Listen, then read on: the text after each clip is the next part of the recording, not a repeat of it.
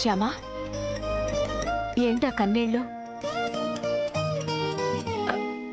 చట్నీ కారంగా ఉందమ్మా. కారం కాదత్తయ్య గారు, మమకారం.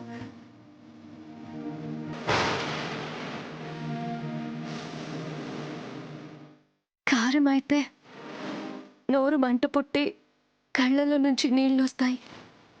మమకారం అయితే మనసు చెమ్మగిల్లి కళ్ళలో నుంచి నీళ్ళు వస్తాయి.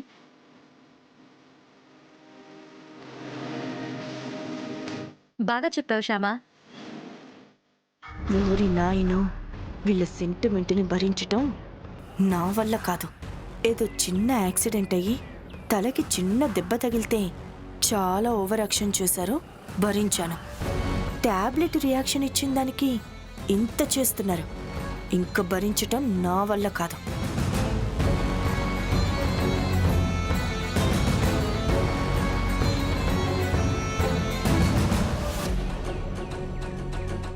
ఛా!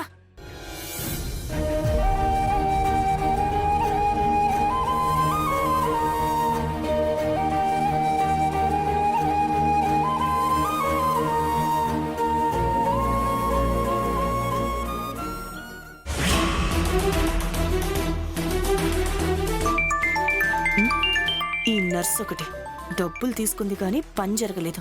దీంతో మాట్లాడేదేంటి? ఛా!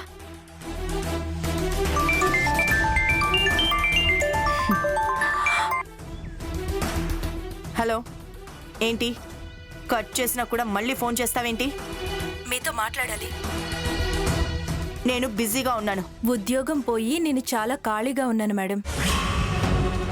మీరు డబ్బులు ఇస్తాననేసరికి ఆశపడి మీరు చెప్పినట్టు చేశాను. దానివల్ల నా ఉద్యోగం పోయింది మేడం. వేరే హాస్పిటల్లో కూడా ఉద్యోగం రాకుండా చేస్తున్నారు మా డాక్టర్ గారు. అయితే నన్నేం చేయమంటావు? 1,00,000 రూపాయలు ఇవ్వండి. 1,00,000? ఆల్రెడీ డబ్బులు ఇచ్చాను కదా. ఇచ్చారు, కానీ నా ఉద్యోగం పోయింది కదా. ఉద్యోగం వచ్చే వరకు నేను బతకాలి కదా. అందుకే 1,00,000 రూపాయలు ఇవ్వండి. ఇవ్వను. ఆల్రెడీ నీకు ఇచ్చిన డబ్బులే దండగా. నేను అనుకున్న పని కూడా జరగలేదు. మళ్ళీ నేనెందుకు ఇస్తాను నీకు? నేనేమన్నా పిచ్చిదాన్నా? ఇవ్వను. ఇవ్వరా? ఇవ్వనుగాక ఇవ్వను. నీకు దిక్కున్న చోటు చెప్పుకోపో.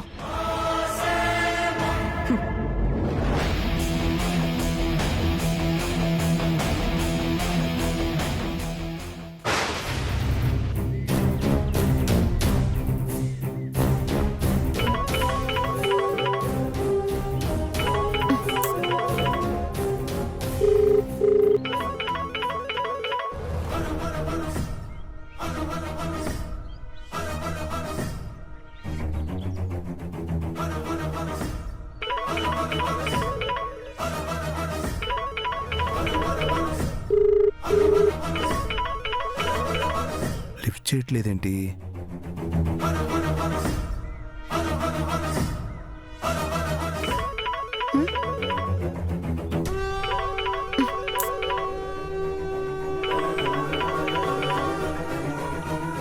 ఏంటే ఫోన్ రింగ్ అవుతుంటే లిఫ్ట్ చేయవేంటి?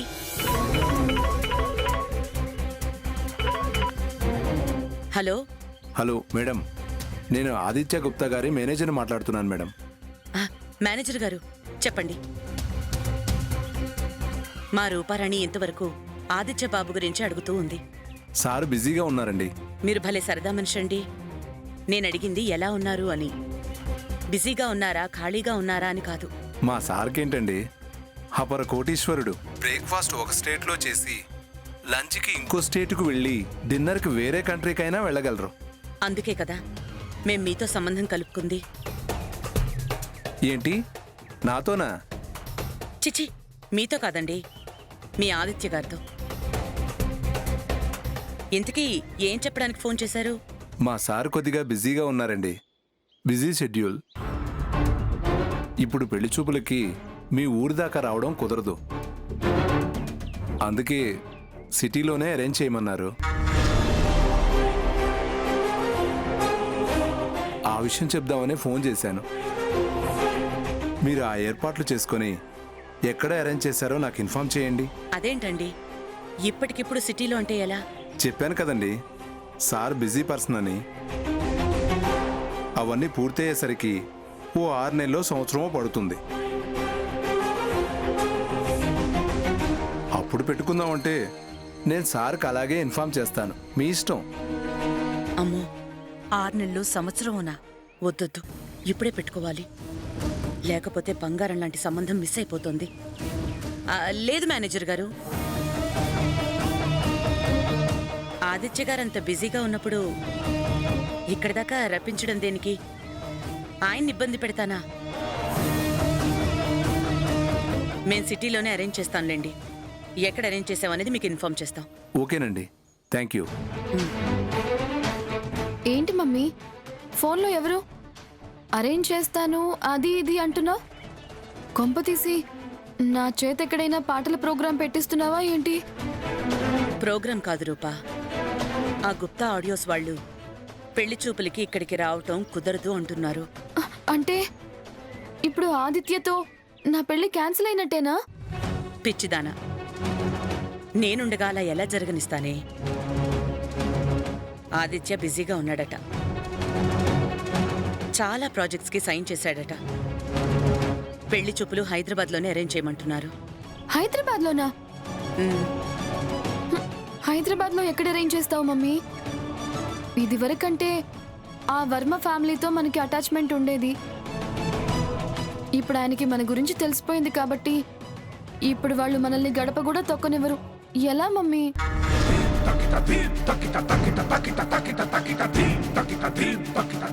భలే గుర్తు చేసావు రూపా. ఈ పెళ్లి చూపులు ఆ వర్మ ఇంట్లోనే పెట్టేస్తాను. అలాంటి వాళ్ళ అండ మనకి ఉంది అని తెలిస్తే మన గౌరవం కూడా పెరుగుతుంది. ఎలా కుదురుతుంది మమ్మీ? ఇంత జరిగాక ఆ వర్మ గారు ఒప్పుకోరు కదా? రూపా, ఈ సంబంధం కుదిరితే మన లైఫే చేంజ్ అవుతుంది. ఈ అవకాశాన్ని మనం ఎట్టి పరిస్థితుల్లోనూ వదులుకోకూడదు. ఆ వర్మ ఒప్పుకోకపోతే ఏంటి, వసంత వైపు నుంచి నరుక్కొస్తాను. ఎలాగైనా నీ పెళ్లిని ఆ గుప్తా ఆడియోస్ చైర్మన్ ఆదిత్యతోనే జరిపిస్తాను.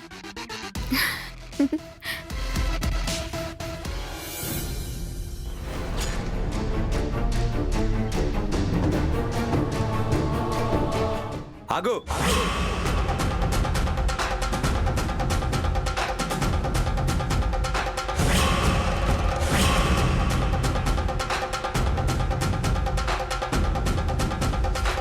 అయ్య బాబాయ్, ఇదొచ్చిందేంటి? ఎందుకొచ్చావు? ఏం చేయడానికి వచ్చావు?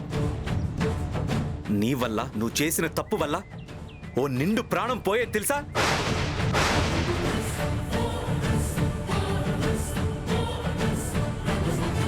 సారీ అండి. ఏంటి సారీ? సారీ చెప్తే చేసిన తప్పు ఉప్పైపోతుందా? నాన్న అఖిల్, ఏంటి నాన్న? ఎందుకు ఆ అమ్మాయిని అలా అరుస్తున్నావు? ఏం చేసింది తను? ఏం చేసిందా? క్లినిక్లో శ్యామాకి రాంగ్ మెడిసిన్ ఇచ్చిన నర్సు ఈ అమ్మాయి మమ్మీ.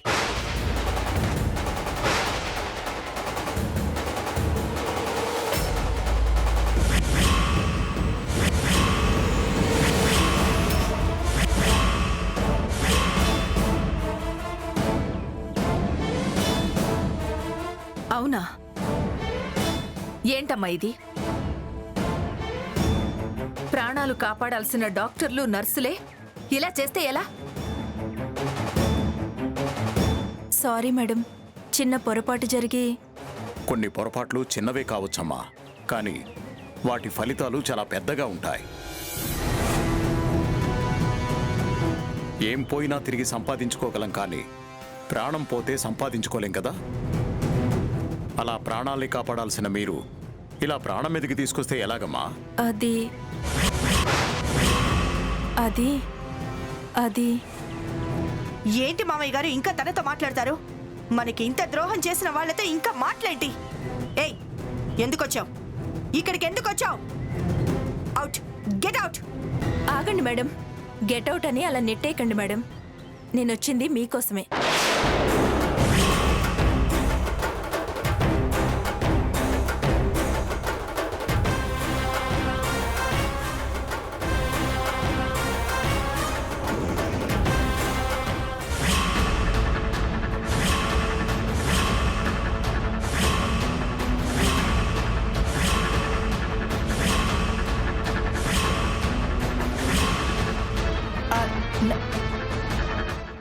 కోసమా? అవును, మీకోసమే వచ్చాను.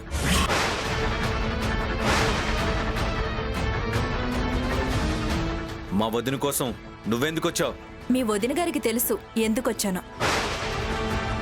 ఏయ్, నాకేం తెలుసు? నువ్వెందుకు వచ్చావో నాకేం తెలుసు. వెళ్ళు, బయటికెళ్ళు. ఆగోదినా, నీకోసం వచ్చాను అని ఆ అమ్మాయి ఉంటుంది. నువ్వేమో ఆ అమ్మాయిని ఇలా బయటికి నెట్టేస్తున్నావు. ఎందుకొచ్చిందో తనని చెప్పని వదినా, చెప్పనివ్వు. చెప్పమ్మా, ఎందుకొచ్చావు? మా కోడలి కోసం ఎందుకొచ్చావు? చెప్తాను, ఎందుకొచ్చానో చెప్తాను. మీ కోడలి కోసం నేను ఎందుకు వచ్చానో చెప్తాను.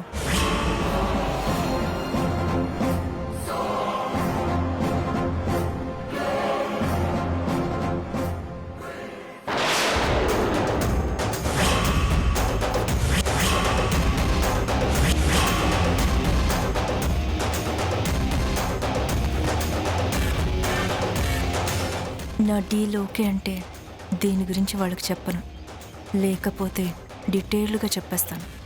ఓకే. ఏంటా టాబ్లెట్? ఇది ఇది ఇది నిన్న మా క్లినిక్ వచ్చినప్పుడు ఈ టాబ్లెట్లు మీ కోడలు గారు మర్చిపోయి వచ్చారు. ఇది ఇద్దామని వచ్చాను. ఇదిగోండి మేడం. ఏం టాబ్లెట్స్ వదినా అవి? ఇవి ఇవి మల్టీవిటమిన్ టాబ్లెట్స్ అఖిల్. నిన్న హాస్పిటల్కి వెళ్ళినప్పుడు నాకు కొంచెం నీరసంగా అనిపించింది. టాబ్లెట్ వేసుకొని ఈ స్ట్రిప్ అక్కడే మర్చిపోయాను. Thank you sister, thank you very much. వెళ్ళి మా వీధి చివరన నిలబడం, నేను వస్తాను. ఓకే. నేను చేసిన చిన్న పొరపాటు వల్ల మీరందరూ చాలా టెన్షన్ పడ్డారు. దయచేసి నన్ను క్షమించండి.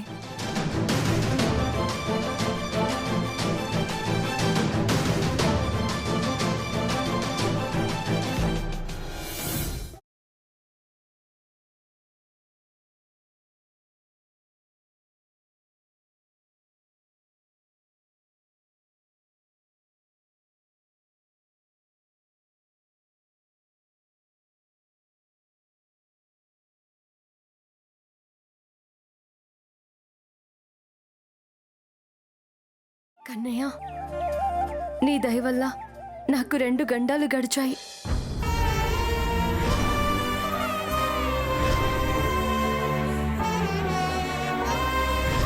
ఈ 2 గండాలకు మించిన అసలు గండం అలాగే ఉండిపోయింది.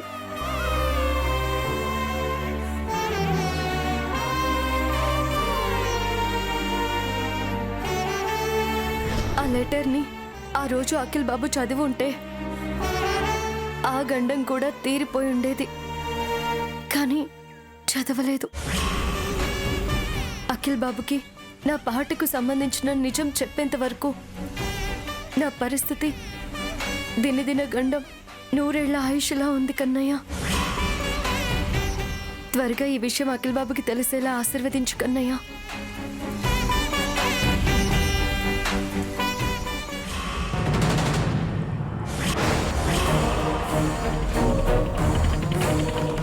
ఇదేంటి, అక్క అంత టెన్షన్గా వెళ్తోంది? ఎక్కడికై ఉంటుంది? కార్ కూడా తీసుకువెళ్లకుండా నడిచి వెళ్తుందేంటి? పక్క వీధిలో షాప్కి వెళ్ళాలన్నా కార్లో వెళ్ళే అక్క ఇలా నడిచి వెళుతుందంటే ఏదో కారణం ఉండే ఉంటుంది. అదేంటో తెలుసుకుందాం.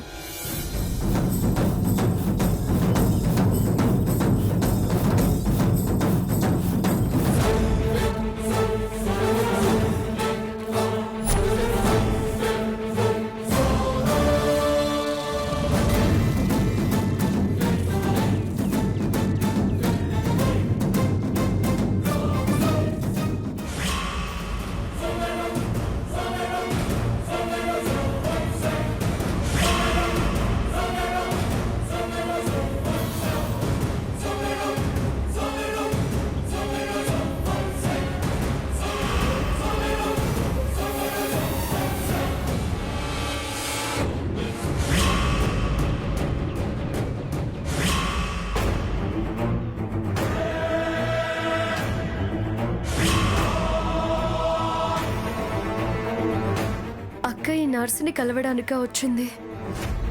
ఈవిడితో ఏం పని అక్కకి?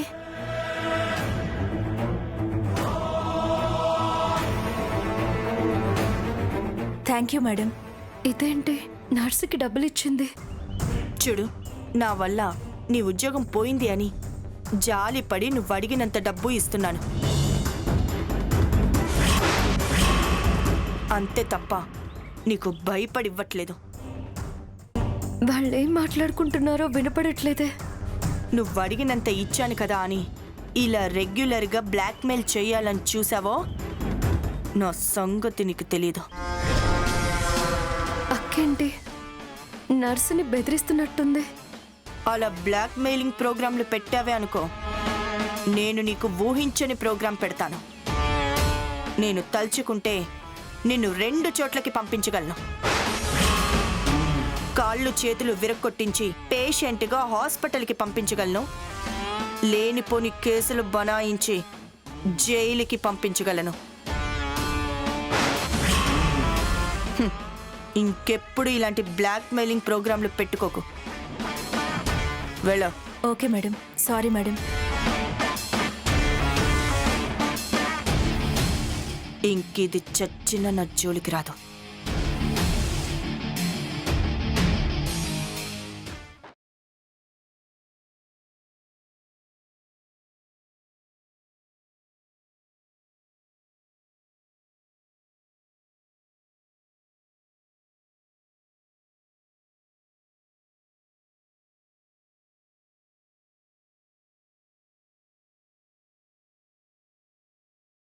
ఏంటక్క అలా షాక్ అయ్యారు?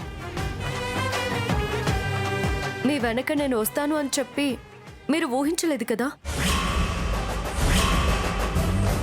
సరే గాని ఆ నర్సుకి డబ్బులు ఇచ్చావేంటక్క?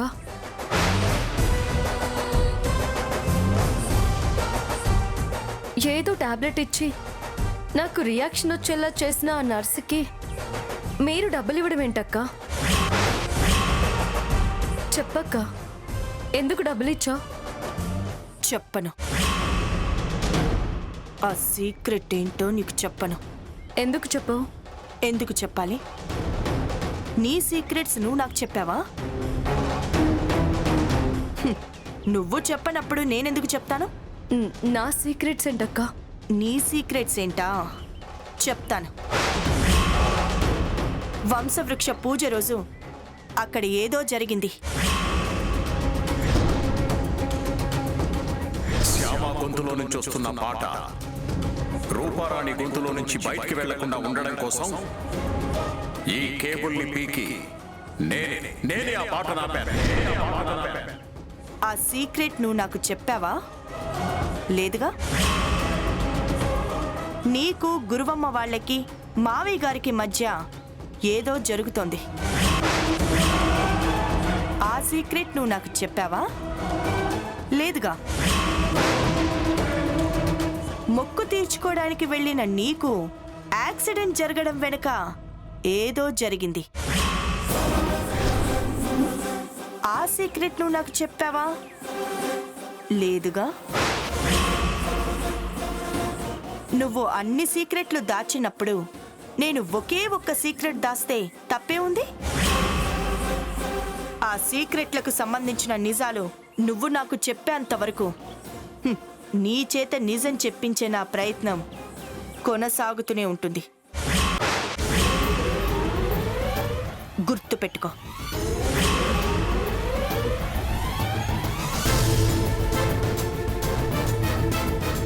నిజం చెప్పించే ప్రయత్నమా?